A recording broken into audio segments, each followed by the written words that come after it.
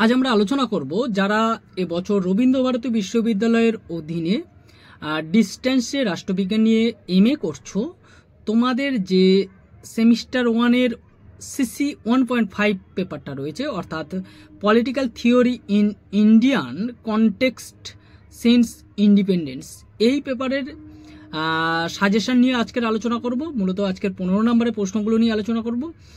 তার আগে বলে রাখি, যারা আমার চ্যানেলে আজকের ফার্স্ট বা নতুন, তোমরা আমার চ্যানেলটাকে সাবস্ক্রাইব করে দাও এবং আমার চ্যানেলে তোমাদের বাকি পেপারগুলো সাজেশন আপলোড করা রয়েছে।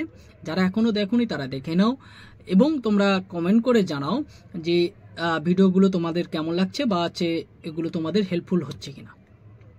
তো দেখো, আজকের তোমাদের যে 15 নম্বরের যে প্রশ্নগুলো রেখেছি সেগুলো ভালো করে দেখো। ফার্স্ট প্রশ্ন তোমাদের জন্য যেটা রেখেছি, critically discuss Partha Chatterjee's view on the politics of the governed. পরের প্রশ্ন, do you consider Indian culture as conductive to democracy? Argue your case.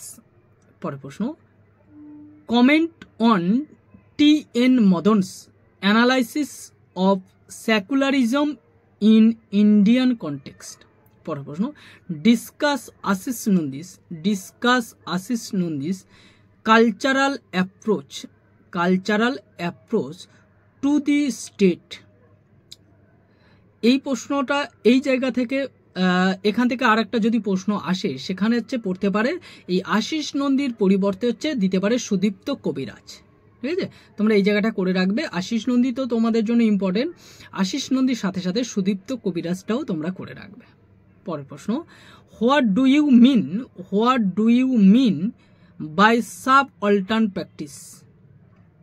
Discuss the thoughts of Ranajit Ghosh in this context. এখানেও রণজিৎ ঘোষ সাথে সাথে গায়ত্রী চক্রবর্তী স্পিভাকটাও করে রাখবে। ঠিক আছে, পরের প্রশ্ন, এক্সপ্লেন বন্দনা শিবাস অ্যাপ্রোচ টু ইকো ফেমিনিজম। পরের প্রশ্ন, discuss various conceptions of democracy. এই হচ্ছে তোমাদের 1.5 পেপারের এবছরের জন্য সম্ভাব্য প্রশ্ন।